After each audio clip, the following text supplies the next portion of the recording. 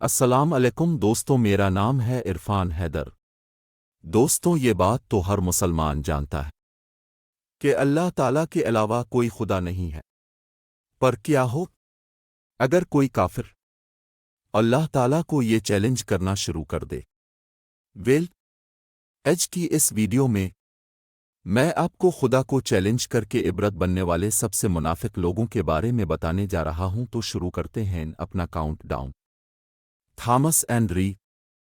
دوستوں، یہ جو شخص اب دیکھ رہے ہیں، یہ ایک برٹش بزنس مین اور شپ ڈیزائنر تھا جو بحری جہازوں کو ڈیزائن کرتا تھا۔ یہ وہی شخص تھا جس نے دنیا کا سب سے فیمس شپ ٹائٹینک بلڈ کیا تھا۔ ویسے تو یہ ایک بہت ہی ماہر شپ ڈیزائنر تھا، لیکن یہ اپنے ٹیلنٹ کو لے کر کچھ زیادہ ہی غرور میں آ گیا تھا۔ جب اس نے ٹائٹینک بلٹ کیا تو اسے اپنے ٹیلنٹ پر اتنا غرور تھا کہ اس نے دعویٰ کیا کہ اس شپ کا ڈیزائن اتنا پرفیکٹ ہے کہ اسے نعوذ باللہ خدا بھی سمندر میں نہیں ڈبو سکتا۔ لیکن جیسا کہ اب سب جانتے ہیں کہ جب ٹائٹینک کو پہلی دفعہ سمندر میں اتارا گیا تھا تو اب یہ نارتھ اٹلانٹک اوشن پر پہنچا ہی تھا کہ یہ وہاں ایک آئس برگ سے ٹکرا کر ٹوٹ گیا تھا۔ اس شپ میں دنیا کے بڑے بڑے بزنس میں اور مشہور افراد بھی سفر کر رہے تھے، جن میں اینڈرو بھی شامل تھا۔ لیکن اللہ کی کرنی ایسی ہوئی کہ دنیا کا سب سے بڑا بحری جہاز سمندری حادثے کا شکار ہو گیا۔ جب یہ جہاز برف سے ٹکرایا تو اس میں شگاف پڑ گیا اور تیزی سے سمندر کا برفیلا پانی اندر داخل ہونا شروع ہو گیا۔ اس وقت ٹائٹینک میں 1500 افراد شامل تھے، جن میں سے آدھے سے زیادہ ٹائٹینک کے ساتھ ہی ڈوب گئے تھے۔ اس شخص نے اللہ تعالیٰ کو چیلنج کیا تھا اور اللہ نے اس سمیت اس کے بنائے ہوئے شپ کو بھی سمندر کے اندر غرق کر دیا۔ ایون آج تک تھامس اینڈریو کی لاش بھی کسی کو نہیں ملی۔ ویل اب بندہ اللہ کی قدرت کو چیلنج کرنے کی کوشش کرے گا تو ایسا تو ہوگا ہی۔ نمرود۔ دوستوں، دنیا میں شاید ہی کوئی ایسا مسلمان ہوگا جو نمرود کو نہ جانتا ہو۔ یہ اپنے دور کا سب سے ظالم اور جابر بادشاہ تھا۔ اس نے خدائی کا دعویٰ کیا تھا اور لوگوں کو مجبور کرتا تھا کہ وہ اس کی عبادت کریں۔ جب حضرت ابراہیم علیہ السلام نے اسے اسلام کی دعوت دی تو اسے شدید غصہ آیا اور اس نے ان سے کہا کہ جاؤ اور اپنے اللہ سے کہو کہ اس کا مقابلہ کرنے کے لیے اپنی فوج بھیج دے۔ صرف اتنا ہی نہیں بلکہ یہ وہی خبیث تھا جس نے حضرت ابراہیم علیہ السلام کو آگ میں ڈال دیا تھا، لیکن اللہ کے حکم سے وہ آگ حضرت ابراہیم کے لیے ٹھنڈی ہو گئی تھی۔ اس پر اللہ تعالیٰ نے نمرود کا مقابلہ کرنے کے لیے مچھروں کی ایک فوج بھیجی۔ ان باریک اور چھوٹے مچھروں نے نمرود کے لشکر کا صرف خون ہی نہیں گوشت تک نوچ لیا تھا، اور وہ پورے کا پورا لشکر ہلاک ہو کر برباد ہو گیا تھا۔ ان نمرودیوں کی صرف ہڈیاں ہی باقی رہ گئی تھی۔ صرف اتنا ہی نہیں بلکہ اس لشکر میں سے صرف ایک مچھر نمرود ملعون کی ناک میں گھس گیا اور ناک کے ذریعے اس کے دماغ میں چلا گیا تھا۔ 400 سال تک اس مچھر نے نمرود کا وہ حشر کیا کہ یہ اپنا سر دیواروں اور فرش پر مارتا تھا۔ ایون کے سکون پانے کے لیے یہ اپنے سر پر ہتھوڑے اور جوتے بھی مرواتا تھا۔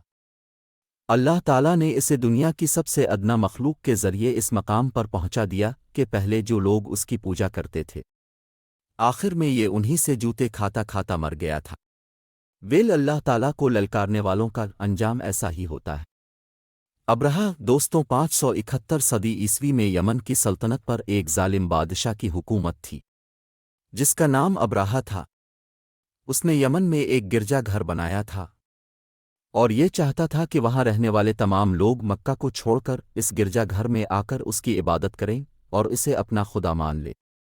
لیکن جب مسلمانوں نے اس کے خلاف بغاوت کی تو اس نے غصے میں آ کر قسم کھائی کہ یہ معاذاللہ خانہ کعبہ کو گرا دے گا۔ چنانچہ یہ اپنی فوج لے کر مکہ مکرمہ میں پہنچ گیا۔ اس کے لشکر میں سپاہیوں کے ساتھ ساتھ ہزاروں کی تعداد میں ہاتھی اور گھوڑے بھی شامل تھے۔ جب یہ بیت اللہ کے نزدیک پہنچا تو اچانک آسمان میں پرندوں کی ایک بہت بڑی فوج نمودار ہو گئی اور خانہ کعبہ کا طواف شروع کر دیا۔ یہ اللہ کا معجزہ تھا کہ اس نے اپنے حرم کی حفاظت کے لیے پرندوں کا ایک بہت بڑا جھنڈ بھیج دیا تھا۔ ابرہہ کے ہاتھیوں اور گھوڑوں نے جیسے ہی ان پرندوں کو دیکھا تو وہ بوکھلا کر ادھر ادھر بھاگنا شروع ہو گئے۔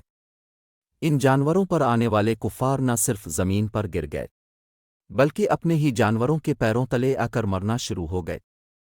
صرف اتنا ہی نہیں، بلکہ ان پرندوں نے اللہ کے حکم سے ابراہا اور اس کی پوری لشکر کو آسمان سے پتھر مار مار کر ہلاک کر دیا۔ اس واقعے کے حوالے سے قرآن پاک میں ایک سورت بھی نازل فرمائی گئی ہے جس کا نام سورت الفیل ہے۔ بے شک اللہ تعالیٰ ہر چیز پر قادر ہے۔ فرعون دوستوں، اگر فرعون کو اسلامی تاریخ کا سب سے بڑا بدبخت کہا جائے تو یہ بات غلط نہیں ہوگی۔ یہ مصر کا بادشاہ تھا۔ فرعون ان بدبخت انسانوں میں سے ایک تھا جس نے خدائی کا دعویٰ کیا اور کہا کہ اس کے علاوہ اور کوئی خدا نہیں ہے۔ ایون یہ لوگوں کو اپنی عبادت کرنے پر مجبور کرتا، اور جو اس کی عبادت نہ کرتے یہ اسے قتل کروا دیتا۔ حضرت موسیٰ علیہ السلام فرعون کے پاس اللہ تعالیٰ کا پیغام لے کر گئے اور اس سے کہا کہ وہ مظلوم لوگوں کے ساتھ زیادتی کرنا چھوڑ دے، ورنہ اللہ کا عذاب اسے لے ڈوبے گا۔ اس پر فرعون حضرت موسیٰ علیہ السلام کا مذاق اڑانے لگا اور ان سے کہا کہ یہاں کا خدا میں ہوں، میں کسی کے حکم کو نہیں مانتا۔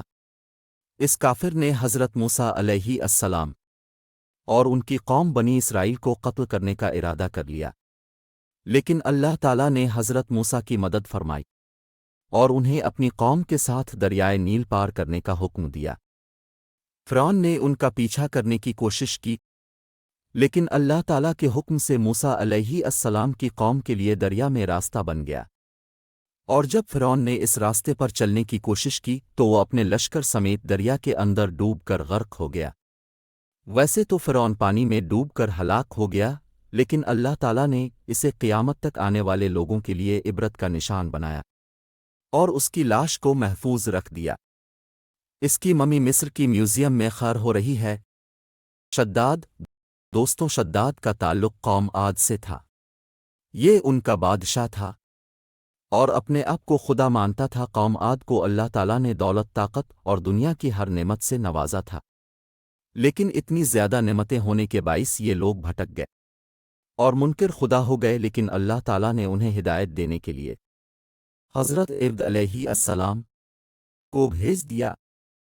جب حضرت عبد علیہ السلام نے شداد کو اللہ تعالیٰ کے راستے پر بلایا تو یہ ان کی توہین کرنا شروع ہو گیا۔ اس نے حضرت عبد علیہ السلام سے سوال کیا اگر وہ اسلام قبول کر لے تو اسے کیا ملے گا؟ حضرت عبد علیہ السلام نے اسے کہا کہ اس کے بدلے میں اسے جنت ملے گی، اور پھر اسے جنت کی تمام نعمتوں کے بارے میں بتایا۔ اس پر وہ کہنے لگا کہ ہنسنے لگا اور بولا کہ یہ کون سی بڑی بات ہے، ایسی جنت تو میں خود بھی تیار کر سکتا ہوں۔ اس بدبخت نے اللہ کا مقابلہ کرتے ہوئے اپنی سلطنت پر پوری جنت تعمیر کروائی اور اس کا نقشہ بالکل ویسا ہی رکھا جیسا حضرت عبد علیہ السلام نے اسے بتایا تھا۔ ایون اس نے اپنی جنت کو دنیا کی ہر نعمت سے آراستہ کر دیا، لیکن جب یہ اپنی جنت میں داخل ہونے لگا تو اس کے دروازے پر ملک الموت کھڑے تھے۔ شداد نے انہیں دیکھ لیا اور ملک الموت کے سامنے گڑگڑانے لگا کہ ایک دفعہ اسے اپنی جنت میں داخل ہونے کی مہلت دے دی جائے، لیکن اس کے انجام کا وقت اللہ تعالیٰ نے مقرر کر رکھا تھا۔ یہ اپنی بنائی ہوئی جنت میں جانے سے پہلے ہی مارا گیا تھا۔